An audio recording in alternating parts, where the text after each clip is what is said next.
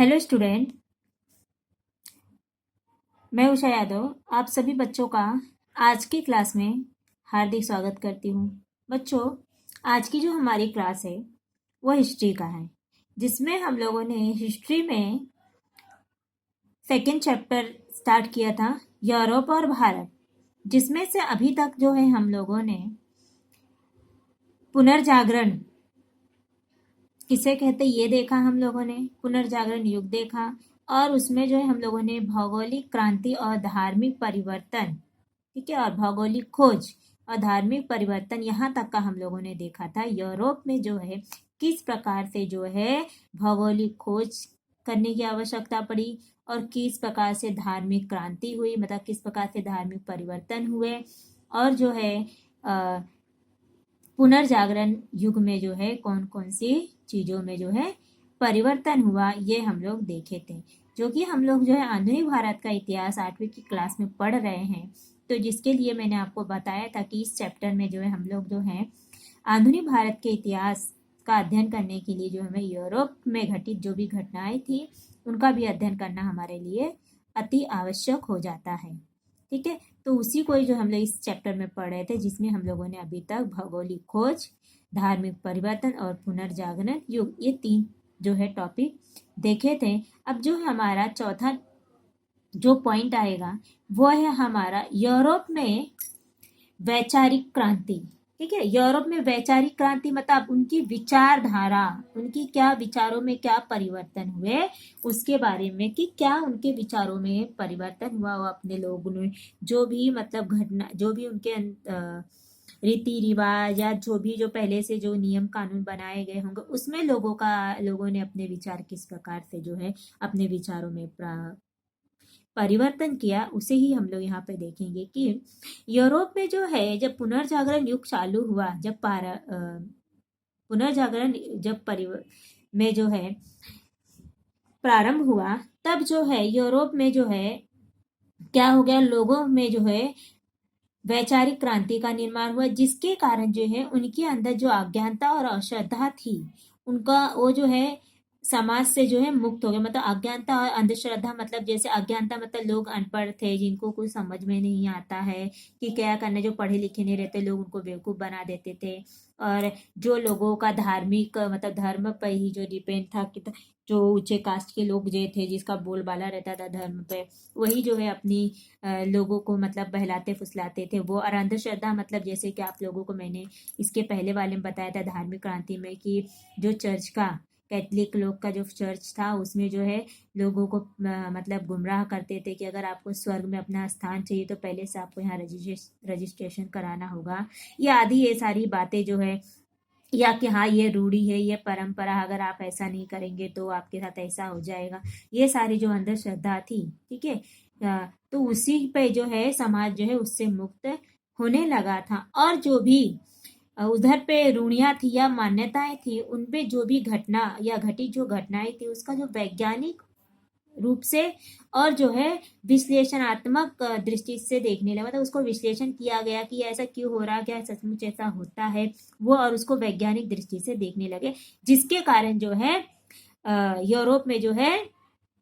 आगे चल के जो है वैज्ञानिक क्षेत्रों में अनुसंधान और जो है उसके बाद आविष्कार को भी प्रारंभ मिला, कि मतलब वैज्ञानिक अनुसंधानों एवं आविष्कारों को भी उन्होंने प्रोत्साहन दिया, मतलब उसको भी जो उन्होंने बढ़ावा दिया इन्हीं सब विचारधाराओं के वजह से, क्योंकि जब यूरोप में वैचारिक क्रांति आई तो ये सारे जो है परिवर्तन यूरोप में देखने को मिले।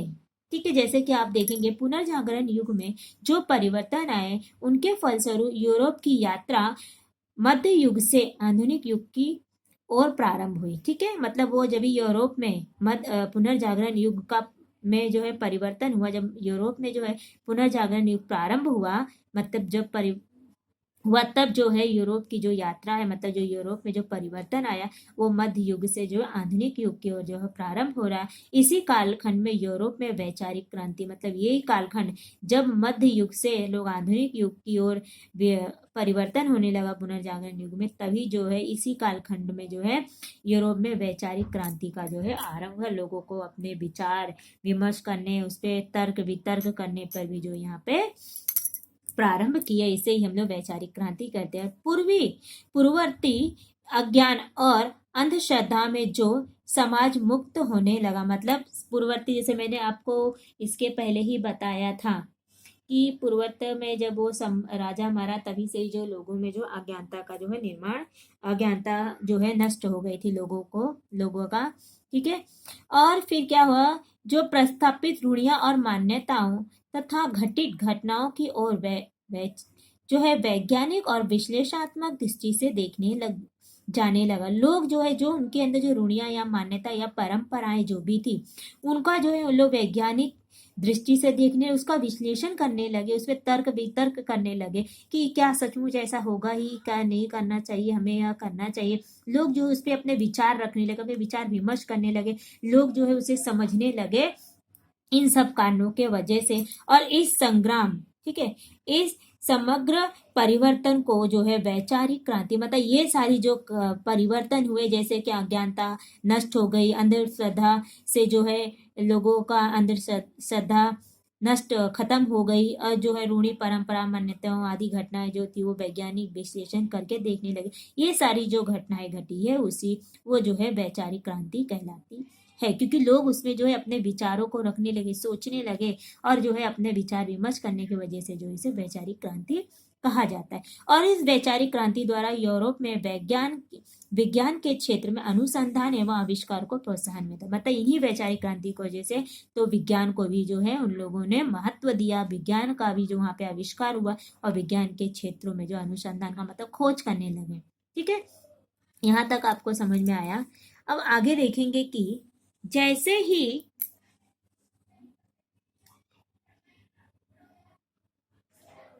उसके बाद आएगा हमारा नेक्स्ट जो है, वो है हमारा राजनीतिक क्षेत्र में क्रांति। राजनीतिक का मतलब हमें सबको मालूम है, राजनीतिक का मतलब होता है जो हम चुनाव लड़ते हैं, ठीक है। लोग अलग अलग पार्टियां उठती हैं, अपनी सत्ता बनाती हैं, अपना बोलते हैं ना, उनकी सरकार आती है, उसे हम लोग बोलते हैं राजनीति, ठीक है। तो रोज लोग जो है, जब यूरोप में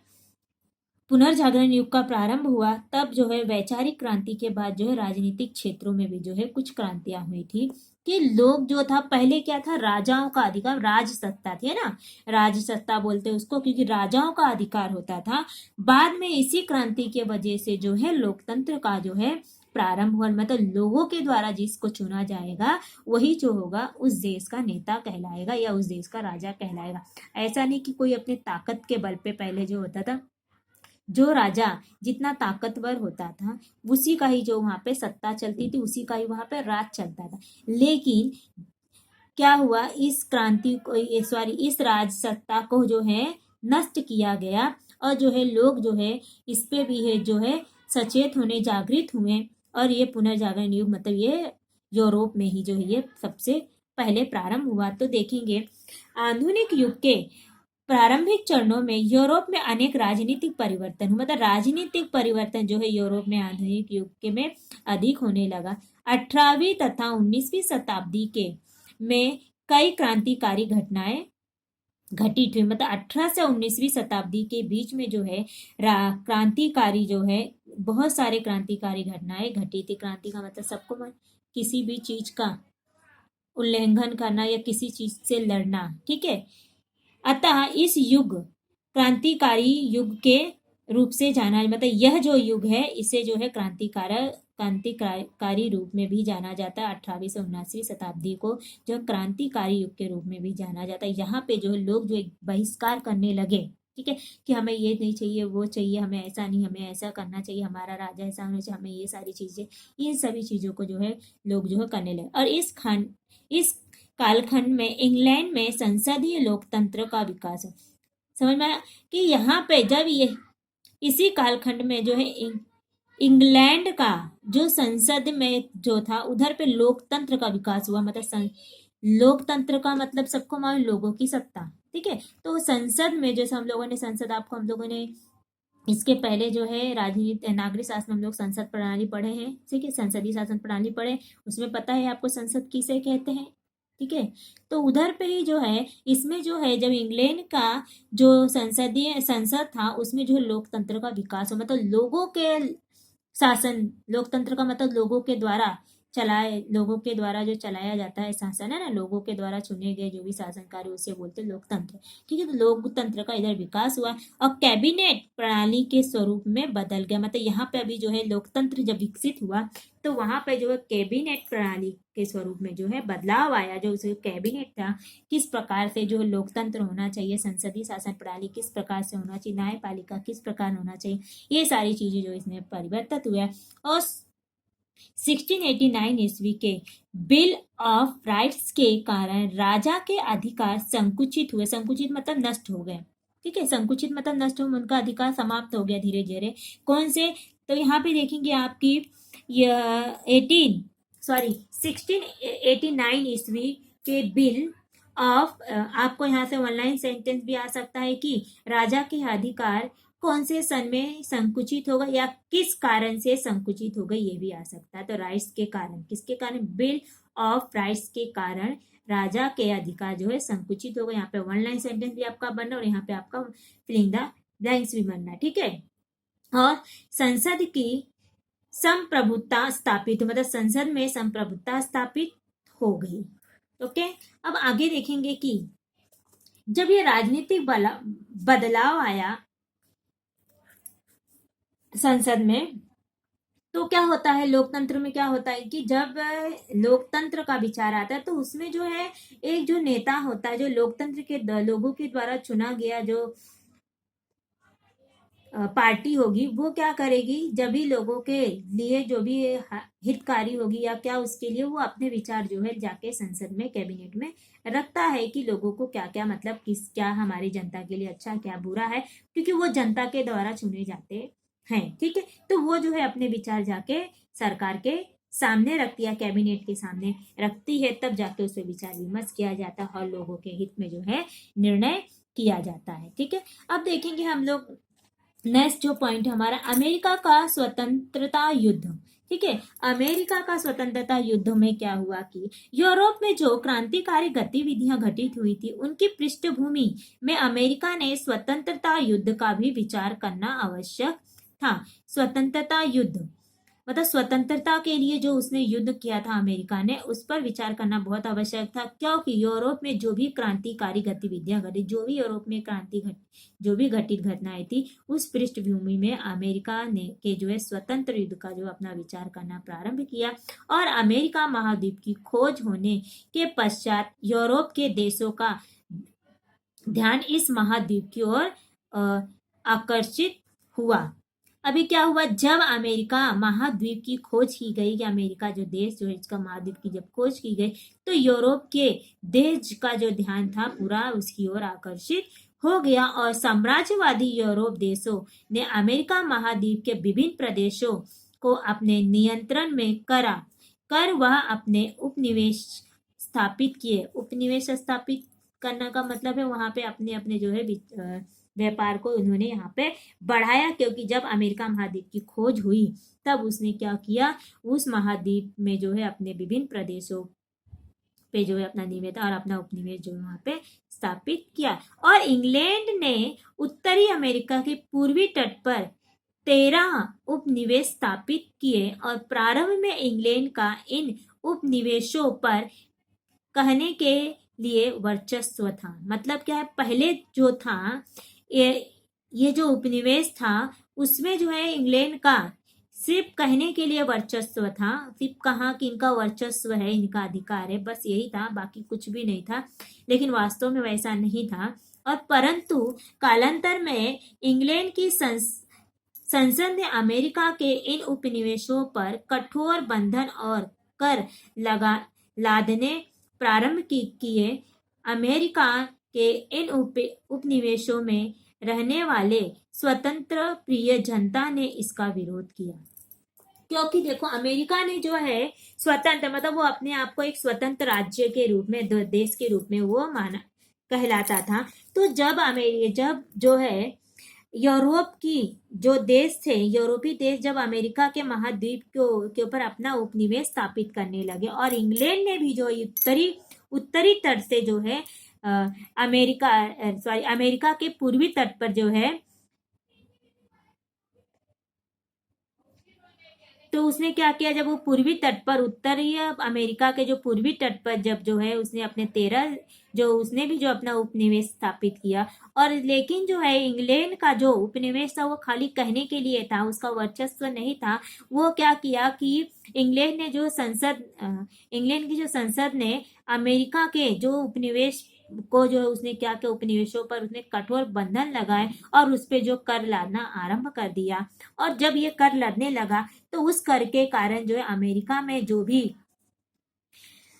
उसमें जो स्वतंत्र जनता थे, स्वतंत्र प्रिय जनता, मतलब उन्हें स्वतंत्र रहना, स्वतंत्र प्रिय मतलब उन्हें सिर्फ स्वतंत्रता से रहना, उन्हें किसी प्रकार की किसी का कोई रोक छेक करना प्रारंभ अच्छा नहीं लगता था। वो अपने आप में मन के मौजी थे, उनको जो है किसी का हस्तक्षेप नहीं अच्छा लगता था। तो उन्होंने क्या, उन जनता ने क्या किया, जब ये जो है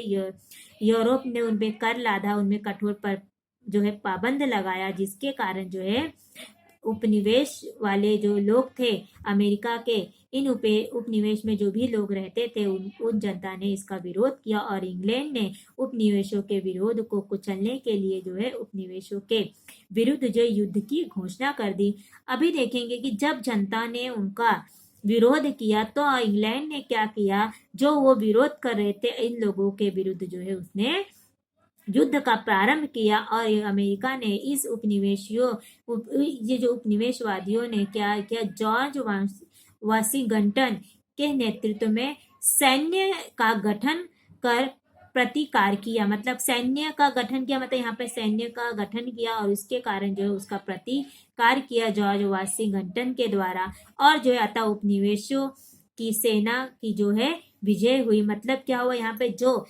यूरोप ने जो है अमेरिका के ऊपर जो है अपना उपनिवेश स्थापित किया था, अपना जो वर्चस्व स्थापित किया था, जब उसने जो है उस जिस जिस स्थानों पर उसने अपना उपनिवेश स्थापित किया, तो वहां के जनता के ऊपर जब कर लादने लगा, उन्हें मतलब लादने लगा, तो वो उन जनता को जो है अच्छा नहीं लगा, जिसके कारण उन लोगों ने विरोध किया। और उस विरोध के कारण क्या हुआ, उन जनता ने क्या, लोगों ने इंग्लैंड के जो वाशिंगटन, जो उपनिवेशवादियों ने जॉर्ज वाशिंगटन के द्वारा जो है सैन्य का गठन किया, और इस गठन के द्वारा जो उनको जो है विजय प्राप्त हुई। और यह घटना अमेरिका का स्वतंत्र युद्ध के रूप में जाना जाता, स्वतंत्र युद्ध के रूप में जाना जाता, मतलब पूरी तरीके से अमेरिका जो है यहाँ पे स्वतंत्र हो गई, मतलब वहां पे अब किसी का वर्चस्व अमेरिका के ऊपर नहीं रह गया। जो जो देश है, जैसे इंग्लैंड ने और अमेरिका ने जो अपना जो है उपनिवेश स्थापित किया था, उनके ऊपर अधिकार स्थापित किया था, यहाँ पे अमेरिका जो है पूरी तरीके से स्वतंत्र हो गया। अब किसी का कोई यहाँ पे वर्चस्व या किसी का उपनिवेश यहाँ पे नहीं रह गया। और इसी में से एक नया देश संयुक्त राज्य अमेरिका राज्य संघ का उदय, मतलब यहीं से एक जो है नया देश का प्रारंभ हुआ, जिसे हम संयुक्त राज्य संघ अमेरिका के नाम से जानते हैं। और उन्हीं शासन प्रणाली लिखित संविधान और लोकतांत्रिक व्यवस्था को स्थापित किया गया। और यहीं पे ही जब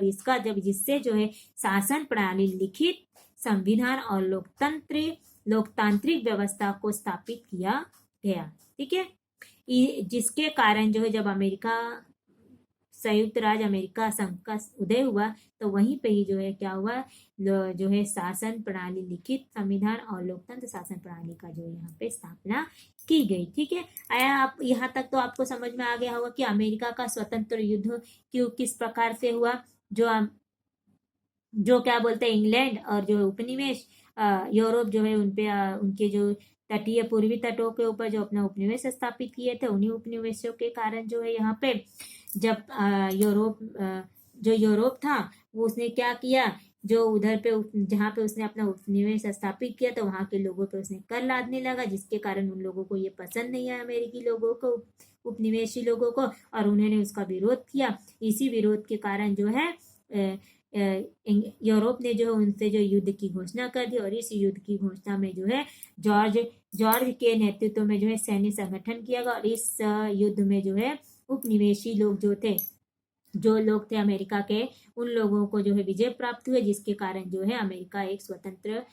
अमेरिका का स्वतंत्रता युद्ध यहाँ पे समाप्त हुआ, मतलब यहाँ पे स्वतंत्रता युद्ध के रूप में जाना जाता है, और जिसके कारण एक नए राज्य की स्थापना की गई, जिससे जो हम लोग संयुक्त राष्ट्र संघ अमेरिका का जो यहीं पे उदय हुआ, और जिसके कारण जो है शासन प्रणाली, लिखित संविधान और लोकतांत्रिक व्यवस्था को स्थापित किया गया। ठीक है, यहाँ तक समझ में आया। अब जो है इसके आगे का जो हम लोग इसके नेक्स्ट वीडियो में देखेंगे कि किस प्रकार से फ्रांस की क्रांति, राज्य क्रांति फ्रांस में स्थापित हुई।